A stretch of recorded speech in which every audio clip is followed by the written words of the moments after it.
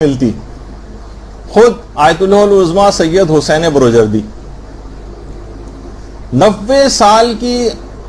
عمر میں 90s میں آیت اللہ بروجردی کا انتقال ہوا اور اس قدر بینائی تیز تھی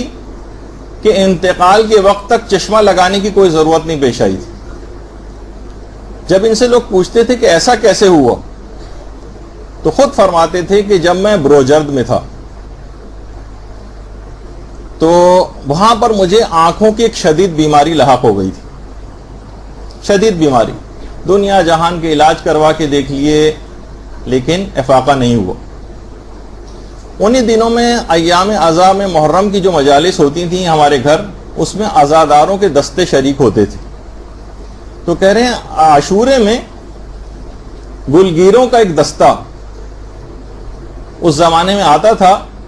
اور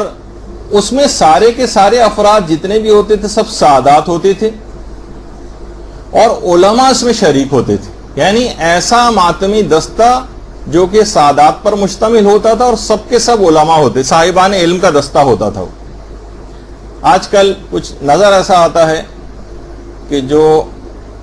کچھ پڑھ لکھ جاتے ہیں وہ تھوڑا سا ان چیزوں سے دور ہو جاتے ہیں, اپنے آپ کو تھوڑا سا سوبر ظاہر کرنے لگتے ہیں, جبکہ پورا ایک ماتمی دستہ اہل علم افراد کا اور سادات کا وہ آتا تھا اور اتنے جذباتی انداز سے ماتم کرتا تھا اور اس قدر رو رو کے ماتم کرتا تھا کہ وہ سب کو بھی رلا دیتے تھے. کہہ رہے ہیں میں بھی اپنے گھر میں بیٹھا رو رہا تھا اور وہ تمام افراد کھڑے ہو کر ماتم کر رہے تھے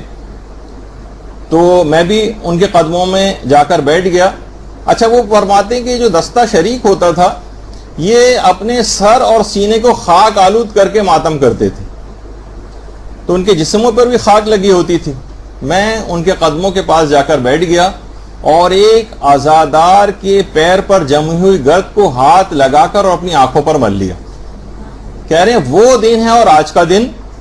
90 سال کی عمر میں آج تک کبھی مجھ کو چشمے کی کوئی ضرورت نہیں پیش آئی, بلکہ ایسی بینائی اس کے بعد ہو گئی کہ اس کے بعد کسی بھی طرح کے اینک لگانے کی اور چشمے کی کوئی ضرورت باقی نہ رہی.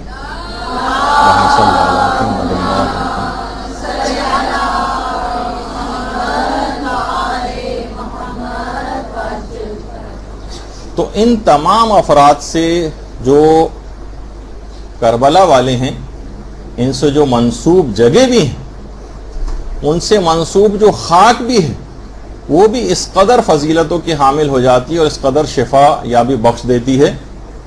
کہ انسان واقعی حیران رہ جائے.